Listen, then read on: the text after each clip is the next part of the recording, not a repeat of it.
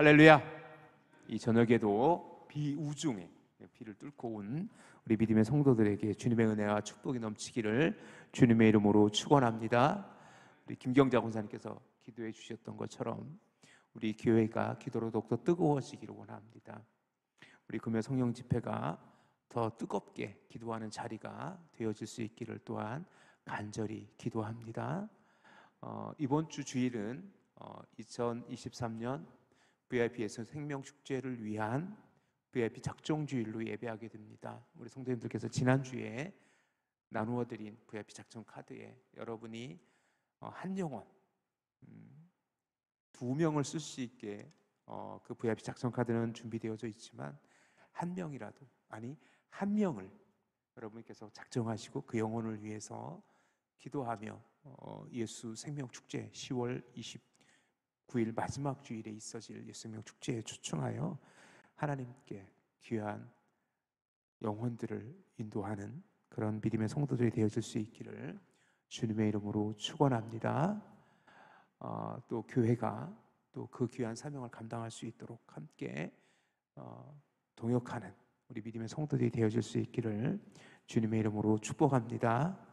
오늘 본문의 이야기를 함께 나누기 전에 전제를 하나 둘게요. 사사기를 읽을 때 우리가 주의해야 될 것이 하나 있어요. 제가 몇 번 말씀을 드렸듯이 사사시대라는 독특한 시대적인 상황을 이해하시면서 이 본문이, 그래서 사사기는 결과론적으로 땅을 차지했네 라는 식으로 이해해버리면 이것도 하나님의 축복이야 라는 잘못된 결론에 이를 수도 있어요. 우리가 종종 결과론적인 이해를 할 때가 있어요. 뭐로 가도 서울로 가면 된다라는 식으로. 어쨌든 우리가 이 세상에서 잘 먹고 잘 살면 되는 거 아니야? 라는 식의 생각을 하게 될 때가 있어요. 그런데 그것은 성경적이지 못합니다. 특별히 사사기에서 이 단지파의 이야기는 굉장히 독특해요. 정말로 뭐 이런 사람들이 다 있지? 라고 할 정도로. 우리가 사사기를 우리가 꽤나 오랜 시간 우리가 굉장히 좀 자세하다, 이렇게까지 자세하게 할 필요가 있을까 할 정도로 자세하게 다루었었어요. 사사시대의 사사의 이야기들, 그것을 지나서 미가와 그의 제사장 이야기, 그리고 이 단지파 이야기, 그리고 다음 주에 함께 나눌 이 베냐민 지파와 그 에브라임 사람의 첩의 이야기, 이 이야기들은요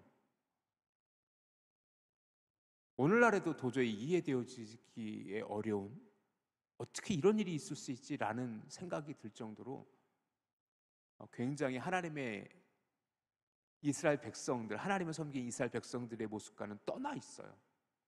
그런데 제가 이 사사기를 묵상할 때마다 깨닫게 되어지는 것은 오늘날은 과연 사사기보다 사사시대 이스라엘 백성보다 나은가? 한국교회는 사사시대 이스라엘의 그 모습보다 더 의로운가? 라는 생각을 하게 되는 것이요.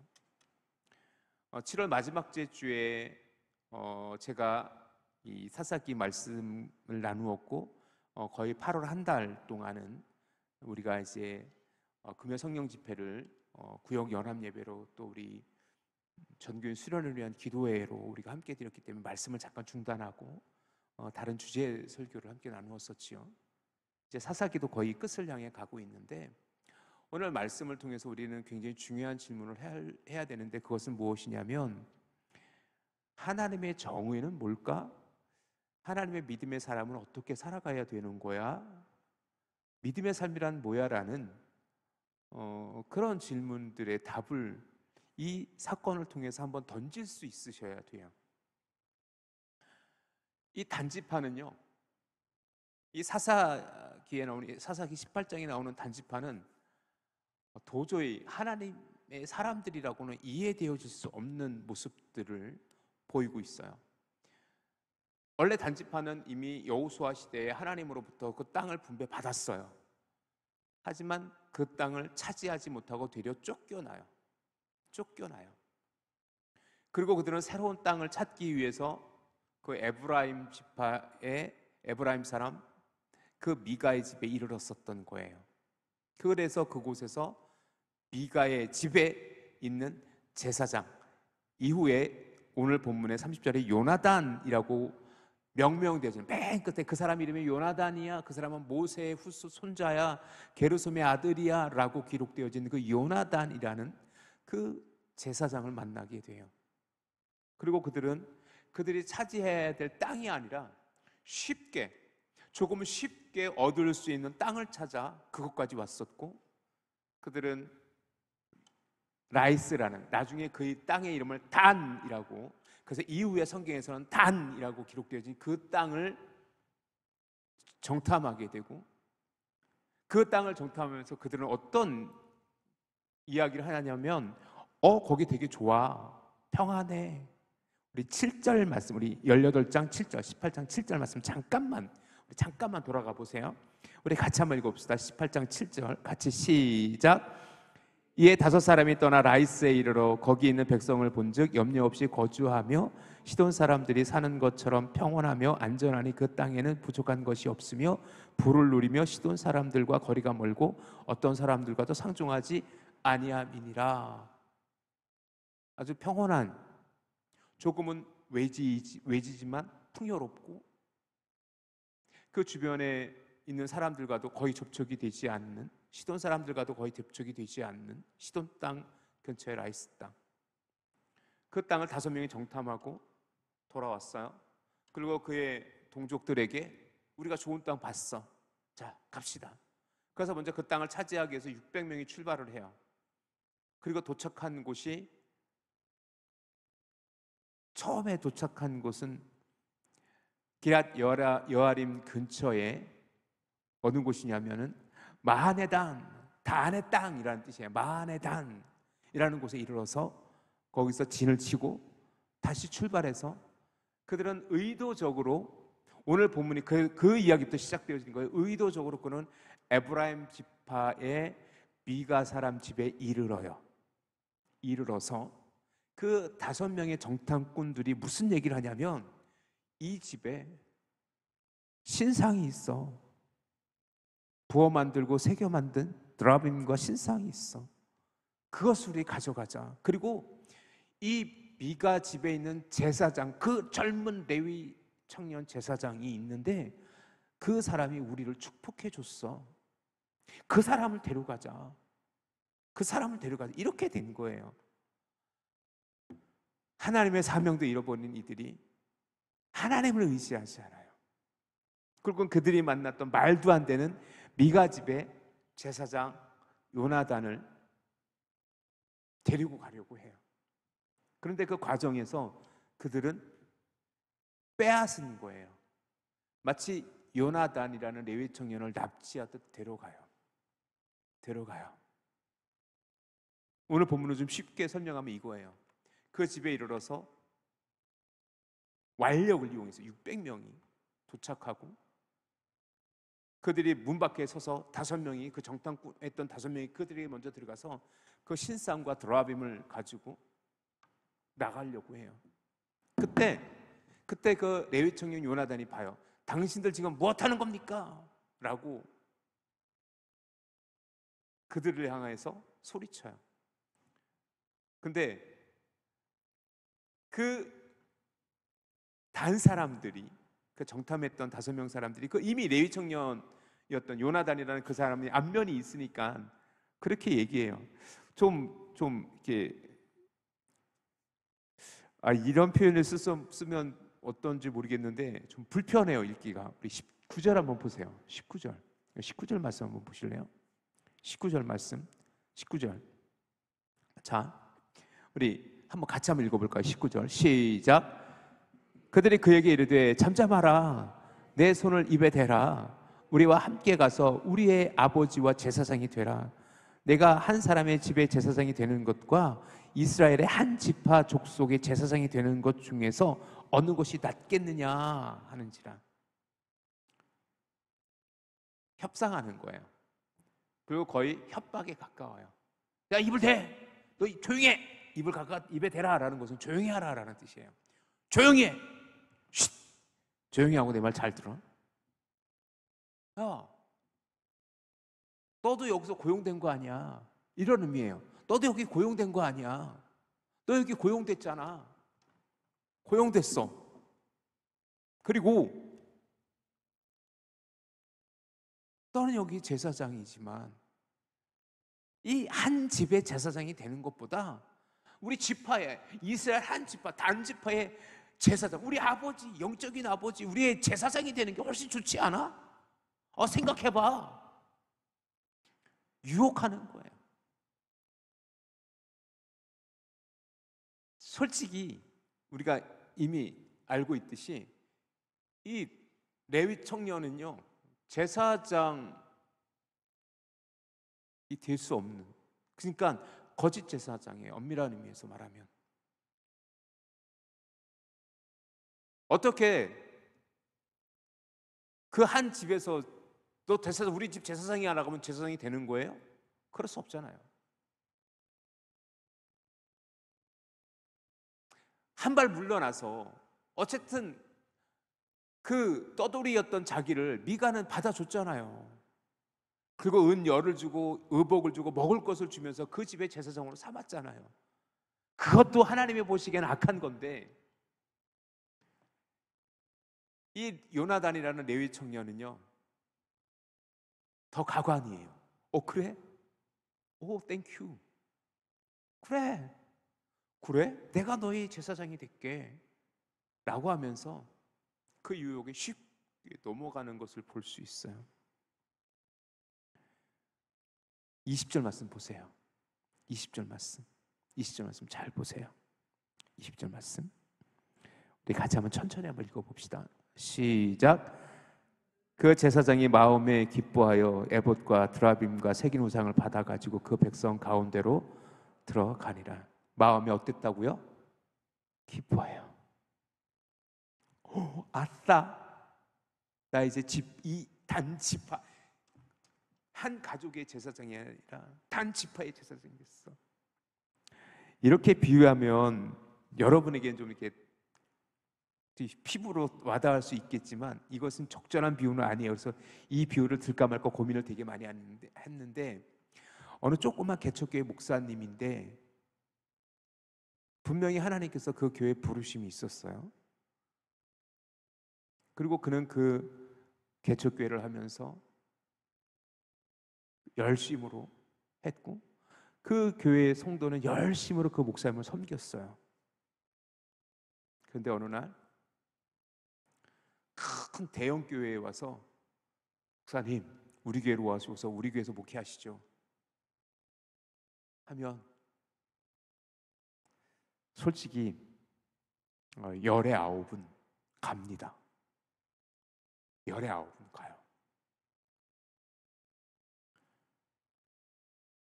그리고 똑같이 제가 이 말씀을 묵상하면서 솔직히 저는 목사잖아요. 그래서 똑같이 생각해 봤어요. 나라면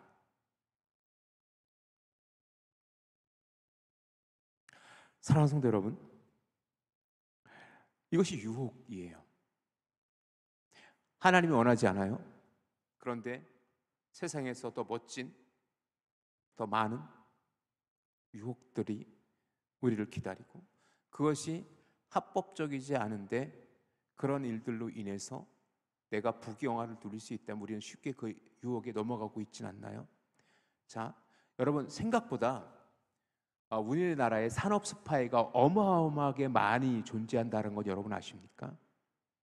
대기업에, 이건 뉴스에 나온 얘기니까 대기업의 연구원들이 가까운 이웃 나라에 더 좋은 조건으로 가요. 근데 가는데 기한 가는 게 아니라 그가 연구한 결과, 그거는 본인 거가 아니에요. 그가 속했던 연구기관과 그 회사에서 함께한 결과물이지 개인 건 절대로 아니에요. 그런데 그거 결과물을 가지고 어마어마한 조건에 그 기술을 가지고 이웃 나라로 팔려가요. 그 사람들을 우리는 산업 스파이라고 부릅니다.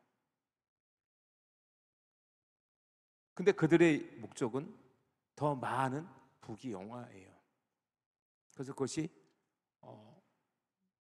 적발되기도 해서 이슈화되기도 했었어요. 비단 그런 건 예만 들지 않더라도 조금은 더 현실감 있게 우리의 삶을 되돌아볼까요? 때로 우리는 너무 쉽게 우리의 이익과 조금은 더 편한 삶을 위해서 우리의 신앙의 양심을 저버린 적은 없어요. 작은 이익을 위해서 무엇인가를 속인다거나 좀 더 나은 삶을 위해서 우리가 하나님이 원하지 않는 부르심이 없는 곳에서 세상의 방법대로 살아가는 것 아니에요? 그것이 오늘 그 레위 청년 요나단과 그리고 그 단지파 사람들의 모습이에요. 즉 뭐냐면 단지파 사람이나 레위 청년 요나단이나 도친 개찐이에요.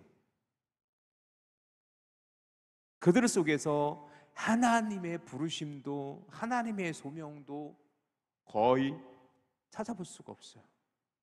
단지파는 하나님이 여호수아를 통해서 제비 뽑아 나뉘어진 그 땅에서 그 땅을 차지하지 못하고 그 땅이 블레셋 땅이거든요. 블레셋과 아말렉 땅이었었어요. 그 땅에서 도망해가지고 지금 라이스에 이르러서 더 편한 곳, 어쩌면 그들이 쉽게 차지할 그 땅을 향해 나아가고 있고 그 과정에서 그들은 하나님을 의지하는 게 아니라 우상을 드라빔을 부어 만든 신상과 조각해 만든 신상을 들고 있는 그 요나단에게 가서 그것을 훔쳐가지고 지금 레위 청년 요나단을 자기의 제사장들로 삼아가지고 가고 있어요. 근데 그 요나단은 한술 더 떠가지고 그래 내가 너의 제사장이 될 거예요. 엄밀히 말해서 그 부어 만든 신상과 드라빔은 누구 거예요? 그 미가 사람 거 아니에요. 미가 거 아니에요. 미가 사람 거 아니에요. 미가의 집 그 미가 거 아니에요. 그 사람이 돈을 주고 만든 거잖아요. 그래서 도둑질한 거예요. 그런데 단지파는 조금 더 편한 방법으로 그 땅을 차지하려고 하고 요나단은 좀 더 쉬운 방법으로 뭐 하고 있어요 지금? 보다 많은 사람들에게 영향력을 미칠 수 있을 거라고 생각하는 그 단지파의 제사장이 되고자 나아가고 있잖아요. 여기 하나님의 부르심도 하나님의 의도 찾을 수가 없어요. 유혹이에요. 심지어 그 일을 알게 된 미가가 그 이웃 사람들을 다 불러가지고 쫓아가서 여보시오, 왜 나의 신상과 내 드라빔과 내 제사장을 당신이 왜 훔쳐가는 거요? 라고 해요. 그러자 그 단지파 사람들은 협박해요. 어떻게 협박하는지 보세요. 25절 한번 보세요. 25절 보면은 뭐 이런 놈들이 다 있지라는 생각이 들 정도예요. 천천히 한번 읽어볼까요? 단자손이 시작. 단자손이 그에게 이르되 내 목소리를 우리에게 들리게 하지 말라. 노한 자들이 너희를 쳐서 내 생명과 내 가족의 생명을 잃게 할까 하노라. 쉬운 말로 너 죽여버릴 거야. 너 조용히 안 해? 라고 하는 거야. 정의도 없어요. 의도 없어요. 그러자 미가가 깨갱해요. 미가가 단자손이 자기보다 강한 것을 보고 돌아갔더라. 에이씨, 이러면서 돌아갔겠죠? 정의도 없어요. 점입 가경. 솔직히 제가 이 본문을 읽으면서 묵상하면서도 이런 이야기를 왜 써놨을까라고 생각될 정도로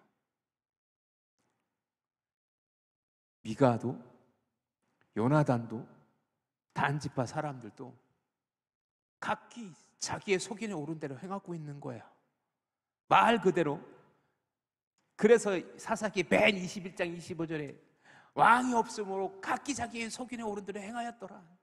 그냥 그 모습 그대로예요. 그 모습 그대로예요. 그리고 제가 설교 초입에 여러분에게 말씀드렸듯이 좀 우리가 주목해 봐야 될 것은 뭐냐면, 그 단지파 사람들이 그 라이스에 이르러서 그들을 다 쫓아내고 차지해요. 27절 한번 보세요. 단자손이 미가가 만든 것과 그 제사상을 취하여 라이스에 이르러서 한가하게 한가하고 걱정이 없이 사는 백성들, 즉 뭐냐면 평화로운 백성들, 아무 염려와 근심 없이 사는 그 사람들에게 이르러 백성을 만나 칼로 그들을 치며 성읍을 불사르고 그들의 성읍을 만들어요. 그런데 28절에 보니까 그들을 구할 자가 없었다. 즉 라이스 사람을 도와줄 사람이 없었다. 시돈 사람들이 가까이 있었고 베드로 가까운 곳에 있었지만 아무도 그들을 상종하지 않은 사람이 없었기 때문에 그냥 무혈입성, 즉 아무도, 라이스 사람들은 전혀 그들이 그렇게 공격당할 거를 꿈에도 몰랐으니까 그 자리에서 그냥 단자손에게 그냥 그 땅을 빼앗기고 쫓겨나 버리고 만 거예요. 누구도 도와줄 사람이 없어요. 그리고 단자손은 그 땅을 차지해요. 그리고 라이스라는 땅을 그들의 이름을 따서 단이라고 부르기 시작해요. 단이라고 부르기 시작해요. 결국 뭐예요? 불의하게 얻은 땅이에요. 그 땅은 하나님께서 그들에게 허락한 땅도 아니에요. 그런데 결과론적으로 그렇게 단자손의 땅을 차지했네, 잘했어, 그것도 하나님의 은혜야 라고 할 수 있어요.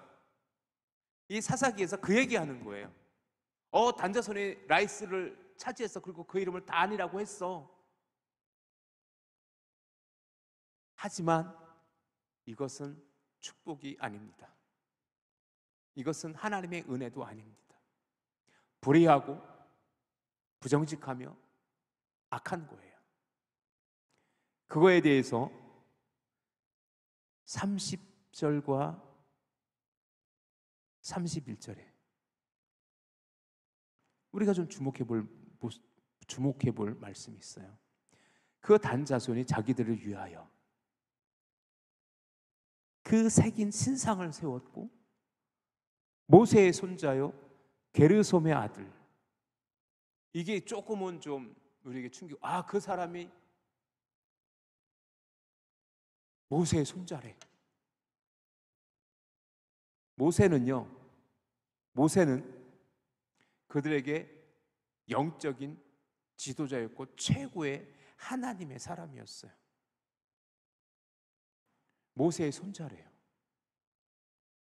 그래서 어느 주석가는 이 부분에서 이렇게 설명을 해요. 모세는 율법이잖아요. 모세하면 딱 떠오르는 게 율법이잖아요. 모세를 통해서 하나님께서 율법을 전해주셨으니까. 이미 사사시대 얼마 지나지 않은 이때 벌써 모세의 손자가 이렇게 살아가는 모습을 보면서 이미 이스라엘 땅에는 그 율법도 무용지물이 되어진 것을 아주 상징적으로 보여주는 단어야 라고까지 해석을 해요. 다 무너져 있는 거예요. 다 무너져 있는 거예요. 하나님의 집이 실로에 있을 동안에, 하나님의 집이 실로에 있었다라는 것은 뭐냐면, 실로가 그곳에 성막이 있었고 그곳에 하나님의 언약궤 법궤가 있었어요. 있는 동안에 미가가 만든 바 새긴 신상이 단자손에 있었더라. 하나님의 집, 하나님께서 실로에 거하고 있을 동안에 미가는 그 만든 신상으로 계속 우상 숭배했다는 얘기예요. 결국 뭐예요? 미가 그 단자손은 그렇게 라이스를 점령했고 그들 나름대로의 신상을 부어 만들고 우상을 만들고, 그리고 가짜 제사장 그 요나단을 그렇게 자기의 제사적으로 삼으면서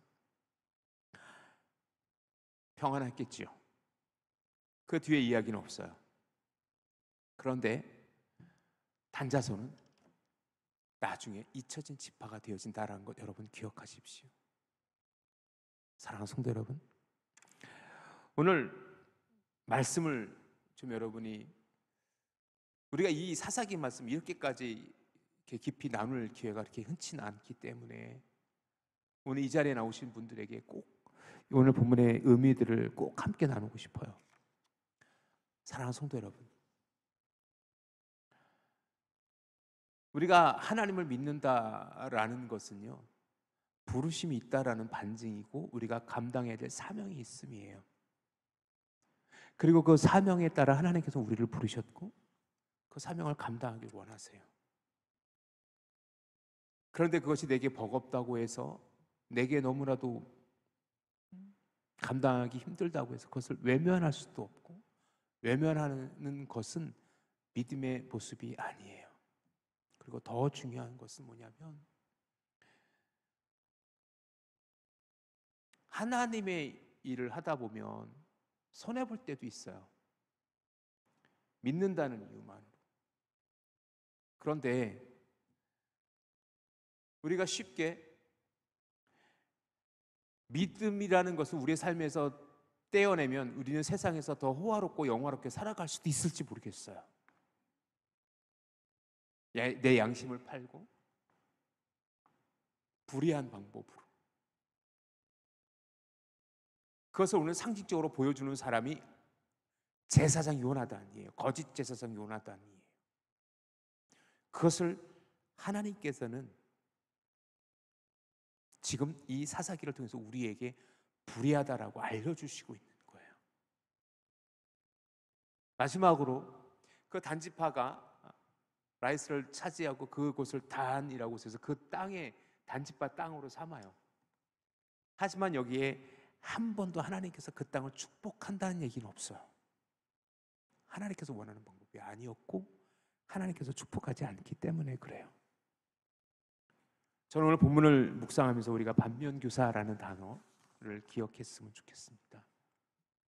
우리가 정직히 행하고 우리가 믿음으로 살 때에 하나님의 부르심에 합당한 삶이 무엇인지를, 그것이 그래서 버겁고 힘들지라도 하나님의 사명을 감당하기 위해 기꺼이 헌신할 수 있는 믿음의 삶을 살아갈 수 있는 저와 여러분이 되어질 수 있기를 주님의 이름으로 축원합니다. 사랑하는 성도 여러분, 오늘 말씀이 여러분에게 좀 낯설게 느껴질 수도 있고 조금은 복잡하게 느껴질 수도 있어요. 하지만 이것 하나만큼은 분명히 기억하십시오. 오늘 사사기 18장 18절에 나오는 단지파도, 미가 집의 제사장이었던 그 거짓 제사장 요나단도, 그 누구도 하나님께서 원하는 삶을 살아가고 있는 모습은 없어요. 그저 사사기 시대의 그 영적인 타락과 그 자기 소견에 옳은 대로 행하는 그들의 모습을 그냥 그리고 있는 거예요. 그러면서 우리에게 질문하는 것 같아요. 너희는 어떻게 살래? 마치 오늘 본문을 묵상하면서 저는 그런 질문을 제게 던지게 됐어요. 너는 어떻게 살래? 너가 요나단이라면 어떻게 할래? 너가 단 지파 사람들이라면 어떻게 할래? 너가 미가 사람이라면 어떻게 살래? 끊임없이 질문하고 또 오늘 말씀 속에 여러분의 삶을 진지하게 고민하고 답을 찾는 저와 여러분 되어질 수 있기를 주님의 이름으로 축원합니다.